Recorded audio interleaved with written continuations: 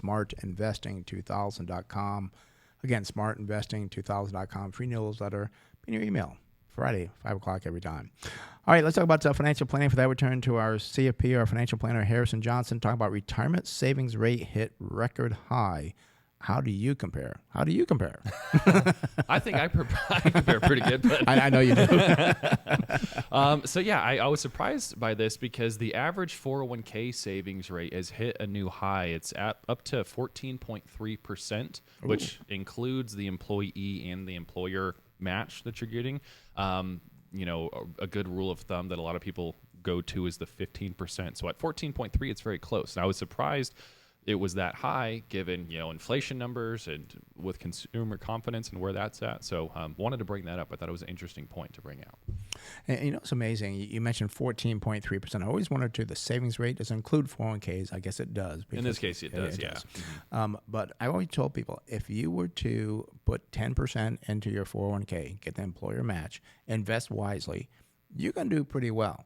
You're saying it's 14.3% with the employer match. That's pretty good. It's pretty good, actually. And, obviously that number, the benefit of that can vary based on your income and how long you're working and when you want to retire and all those types of things. For example, to your point, Brent, for somebody who's younger, if you start saving sooner, it really cuts down how much of your income you need to save. So if you start your career in your early 20s and then save as little as like 7%, including the match. In many cases, that would be enough to be able to get you to retire and have a level of income that covers what you need. However, if you wait until your 40s, for example, then that savings rate is close to about 25%. So it's a whole lot more the longer that you wait. So the earlier, the better. But, with the most common matching system out there with employers is the employee has to put in 5% and then they get a 4% match. That's the most common one, which is 9%. So, right. If you start doing that right away and the money is invested in growing correctly, then you should be totally on track and be able to potentially retire ahead of time. Well, and it's exactly kind of what you said. If you put in 10%, your employer's putting in 4%, there's your 14% number. I mean, it's kind of right in line with what you've been saying for years. So great job. and that works. And I did on myself back when I was like probably 30. I said, okay, this is where I want to have my 401k by the time I'm 65. I blew way past that because I did what I was supposed to do and I invested wisely, which is very important because some people, you don't want to be too conservative and put everything in the money market, nor do you want to be too aggressive and put everything into these, the next Facebook or the next, Tesla, stuff of that nature. Yeah, you definitely need the growth. If you sit in a money market for 40 years, you're not going to be able to retire likely. So you need the growth, but it's so important to get that started sooner. And what I try to recommend people to do is when you start working, put as much money as you can into that 401k. People ask, well, how much do I need to save? As much as you can. You're never going to regret having more money. And the benefit of that is if you can save a little bit more earlier on, it really cuts back how much you have to save later on when life gets more expensive. Later on, you have kids, you have a mortgage. Just to exist takes more money. So if you can front load your savings and then allow that savings to compound and do the legwork itself, it really cuts down how much you have to do while juggling all your other bills that you might have as you progress through your career. I'm curious. I know the report you looked at didn't give the median savings rate, but I would be curious what that would be because, I'm just kind of thinking somebody makes $100,000, let's say, and they're really far behind on their savings. They're like, oh, shoot, I need to max out my 401k. Well, that'd be about a 30% savings rate if they're over the age, 50 and a half. Plus, then you get the match. I mean, that's a 34% savings rate that they're having to do. So that really skews the average. Mm-hmm. I think average is obviously important, but I'd be curious where the median would be because I know a lot of people, especially in our demographic, that are like, oh, what's the match? Oh, I'll just do that. Mm-hmm. And that's the maximum that they'll do. Right. And, I mean, if you do that, if you start early enough, you still should be okay. But a lot of people, don't start earlier enough. Or another thing that you see is, well, I don't get a match, so I'm not going to put anything at all. Don't do that. It's your money. You want it to grow, even if there's no match. It's okay.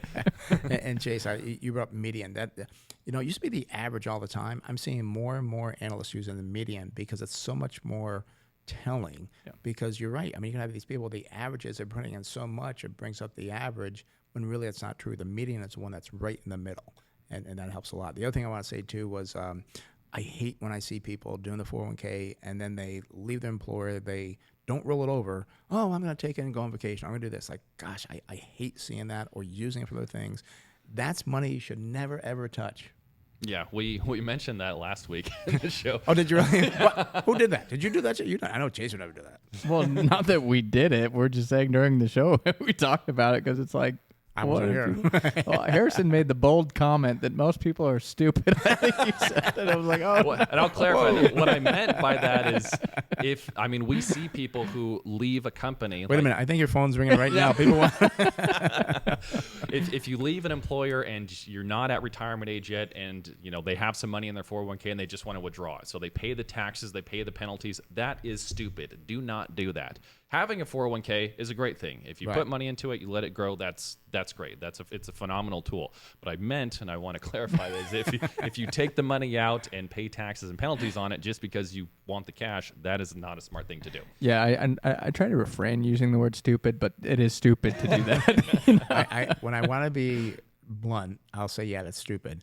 When I want to be nice, like, well, that's a silly thing to do. Makes it a little bit nicer sounding. Yeah, it's like when you take money from the 401k, you're basically going to lose half. And it's like, stupid. In California, yeah. And the compounding you're missing out on, it's just, I just don't get it.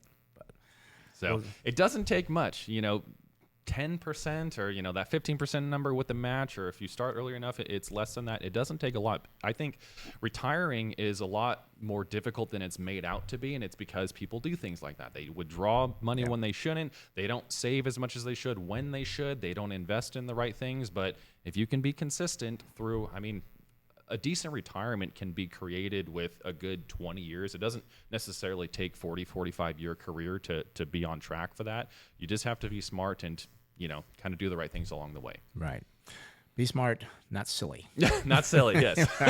Well, Harrison, thank you very much. Again, that is Harrison Johnson. He is a CFP with Wilsey Asset Management, our financial planner. You want a free consultation with him, give him a call at the office, 858-224-0004. Again, that's 858-224-0004. Or go to the website, smartinvesting2000.com. Again, that's smartinvesting2000.com, and he will use the word silly, not stupid. I've done the same thing.